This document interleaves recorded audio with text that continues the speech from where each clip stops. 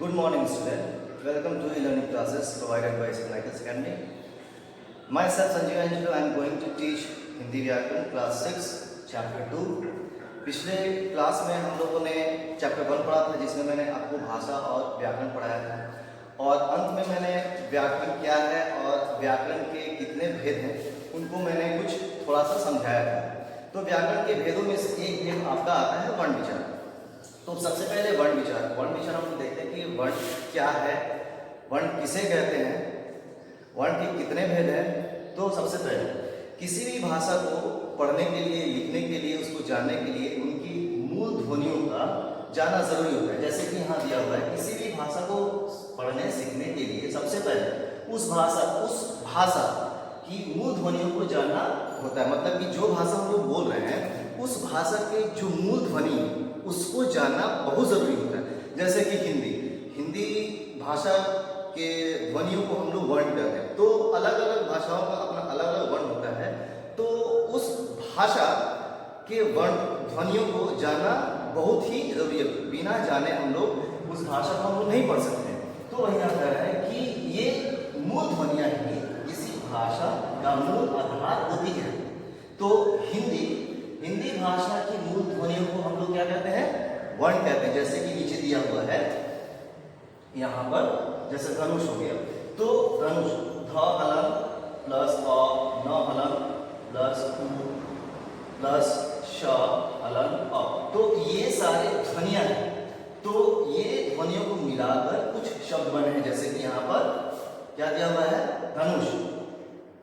तो भाषा, अब हम लोग वर्ण क्या है, तो भाषा की वह मूल इकाई जिसको हम लोग खंडित नहीं कर सकते हैं, उसको तोड़ नहीं सकते हैं, ना ही उसको विभाजित कर सकते हैं. मतलब कि भाषा की सबसे छोटी इकाई, भाषा की वह मूल इकाई जिसके और खंड नहीं किए जा सकते, वो वर्ण कहलाती है. तो यहाँ पर वर्णमाला हम लोग बचपन में अ आ ई क ख हम लोग पढ़े होंगे. सब कोई बचपन में जब नर्सरी क्लास में होते हैं, क्लास 1 में होते हैं, तो ये हम लोग पढ़ते हैं. तो सबसे पहले यहाँ पर वर्णमाला किसे कहते हैं? तो वर्णों के तो भाषा की मूल ध्वनियों के व्यवस्थित समूह को हम लोग वर्णमाला कहते हैं. तो जैसे कि नीचे दिया हुआ है, हिंदी की वर्णमाला इस प्रकार से है. सबसे पहले स्वर में जो है अ ई लास्ट या अ, तो ये टोटल आपके 11 स्वर हैं, जिसमें से अ और अ, जिसको हम लोग कहते हैं अनुस्वार और विसर्ग. तो ये क्या है? दो होते हैं अयोगवा. तो अयोगवा क्या है? तो ये स्वरों के साथ लिखा जाता है. अ मतलब कि अनुस्वार तथा अ अर्थात विसर्ग, जो कि स्वतंत्र रूप से हम लोग उच्चारण नहीं कर सकते हैं. ये जब भी उच्चारण हम लोग करते हैं तो स्वर के बाद ही उच्चारण करते हैं. इसलिए ये उच्चारण से हमको पता चलता है कि ये दोनों क्या है? स्वर नहीं. स्वर इसलिए नहीं है क्योंकि स्वर के बाद ही ये बोले जाते हैं, और अ नहीं अ के योग से वहन करते हैं. इसलिए बिना अ के उच्चारण इनका संभव नहीं है. इसलिए अयोग वा कहते हैं. जैसे कि हम लोग विभाजित किए हैं कवर, चौवर, टवर, तवर, कवर. तो कवर में क से अंग तक आता है, चौवर में च से य, टवर में त से ण, त से कवर में क से न, पवर में प से म. तो ये इतना जो है आपका स्पर्श व्यंजन है, जो कि पूर्ण रूप से 25 होते हैं. लेकिन अंग अड़ ये उच्छिष्ट व्यंजन है, जो कि 2 होते हैं. उसके बाद कंठस्थ व्यंजन है, उष्ण व्यंजन और संयुक्त व्यंजन. ये तीनों 4 होते हैं. तो जैसे कि इसमें दिखाया गया है. अब आते हैं वर्णों के भेद. तो वर्णमाला, हिंदी वर्णमाला में वर्ण 2 प्रकार के होते हैं, स्वर वर्ण और व्यंजन वर्ण. तो सबसे पहले स्वर वर्ण किसे कहते हैं? सीधा सिंपल सी भाषा में हम लोग ये कह सकते हैं कि स्वर वर्ण उसे कहते हैं जिन्हें बोलते समय हमें किसी भी वर्णों की सहायता नहीं लेनी पड़ती, अर्थात स्वर पूरी तरह से स्वतंत्र ध्वनियां हैं। इसको बोलने में किसी अन्य ध्वनि की सहायता नहीं लेनी पड़ती।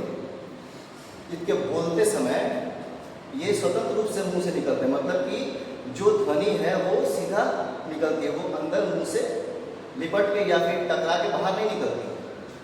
तो जैसे कि हिंदी वर्णमाला में 11 स्वर है, अ आ ई, बड़ी ई, उ, बड़ा उ, री, ए ओ। स्वर दो प्रकार के होते हैं, पहला हर्ष स्वर, दूसरा दीर्घ स्वर। तो दोनों में क्या अंतर है? थोड़ा सा डिफरेंट। तो हर्ष स्वर जिन स्वरों के उच्चारण में कम समय लगता है उसको हम लोग हर्ष स्वर कहते हैं। ये चार है, अ ई उ री, इन्हें मूल स्वर भी कहा जाता है। उसी तरह दीर्घ स्वर क्या है? जस्ट इसके ऑपोजिट, उल्टा, कि जिन स्वरों के उच्चारण में कम समय लगता है, लेकिन यहाँ दीर्घ स्वर में जितना समय हर्ष स्वर बोलने में लगता है उसका दुगुना समय दीर्घ स्वर बोलने में लगता है। तो ये कितना होता है? ये 7 है। कितने? 7 है। आ, बड़ी ई, बड़ा उ, ए ओ और औ। तो हम लोग अब तक स्वर वर्ण देखे हैं। व्यंजन वर्ण में आते हैं। तो व्यंजन वर्ण क्या है? व्यंजन वे वर्ण है जिनके उच्चारण में स्वर की सहायता लेनी पड़ती है। लेकिन हम लोग ने स्वर में देखा था, स्वर वर्ण बोलते समय हमें किसी ध्वनियों की आवश्यकता नहीं पड़ती है। लेकिन व्यंजन वर्ण बोलते समय जब व्यंजन को हम लोग बोलते हैं तो उसमें स्वरों की सहायता लेनी पड़ती है। व्यंजन वे वर्ण है जिनके उच्चारण में स्वरों की सहायता लेनी पड़ती है। उनको बोलते समय हवा मुंह के भीतर लिया जाता है, तब वो टकरा कर बाहर निकलती है। तो ये हिंदी वर्णमाला में 33 व्यंजन है। अब व्यंजनों के भेद: स्पर्श व्यंजन, अंतस्थ और उष्ण, जो कि इसके पहले मैंने बताया था। तो स्पर्श व्यंजन क्या है, अंतस्थ व्यंजन क्या है और उष्ण व्यंजन क्या है, हम लोग अगले क्लास में देखेंगे। फिलहाल अभी जो मैंने पढ़ाया है वो आपके व्याकरण के बुक में दिया हुआ है।